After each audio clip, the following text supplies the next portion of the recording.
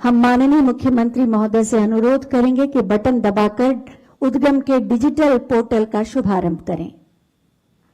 Button दबते ही शुभारंभ। SCERT Uttar Pradesh द्वारा विकसित उद्गम एवं गुल्लक कहानी द्वारा शिक्षण पर आधारित हस्त पुस्तिका एवं बाल कहानी संग्रह। गुल्लक के माध्यम से शिक्षक विद्यार्थियों के ज्ञान को सहज और रोचक बनाने के साथ साथ नैतिक और मानवीय मूल्यों को विकसित करने में सफल हो सकेंगे।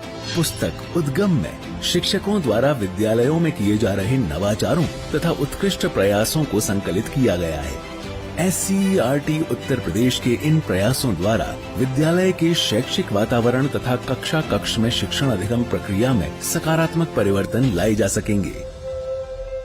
शिक्षक परिवर्तन के संवाहक होते हैं जो अपने नवाचारों के माध्यम से विद्यालय शिक्षा में गुणात्मक सुधार करते रहते हैं।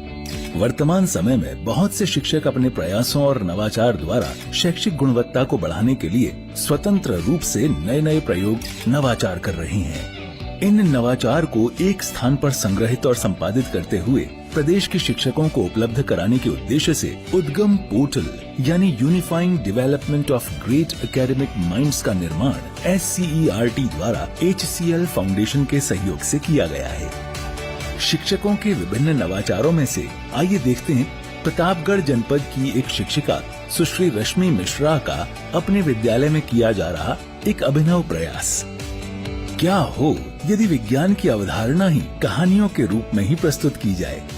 इसी तरह की अनूठी पहल उच्च प्राथमिक विद्यालय मरवान बाबा बेलखरनाथ धाम प्रतापगढ़ की विज्ञान शिक्षिका रश्मि मिश्रा कर रही हैं।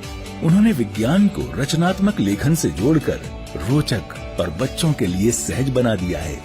इसके लिए शुरुआत में हमने वैज्ञानिक कहानियाँ बच्चों को पढ़ने के लिए दी, जिससे उनकी रुचि विज्ञान के विभिन्न क्षेत्र जैसे अंतरिक्ष, पर्यावरण विज्ञान के विभिन्न सिद्धांत में हो सके। अब बारी थी बच्चों को लेखन के माध्यम से विज्ञान समझने की, जिसके लिए बच्चों को विभिन्न वैज्ञानिक शब्दावली की पर्चियां दी गयी और बच्चों को समूह में बांटकर उनसे कहानियां लिखने को कहा गया। बच्चे अपनी बातों को स्पष्ट रूप से व्यक्त करने में सक्षम हो गए और उनके द्वारा विभिन्न डिजिटल कॉमिक्स के अलावा विज्ञान पत्रिका कुतूहल का निर्माण करवाया गया। बच्चे धीरे धीरे इस बार इंस्पायर अवार्ड से संबंधित सारांश, अपने आसपास की पर्यावरणीय समस्याओं पर शोध पत्र और कहानियां भी लिखने लगे। मुझे बहुत अच्छा लग रहा है कि मेरा स्थानीय समस्या पर लिखा गया शोध पत्र राष्ट्रीय स्तर के लिए चयनित हुआ। भोपाल में बड़े बड़े वैज्ञानिकों से मिलकर अच्छा लगा।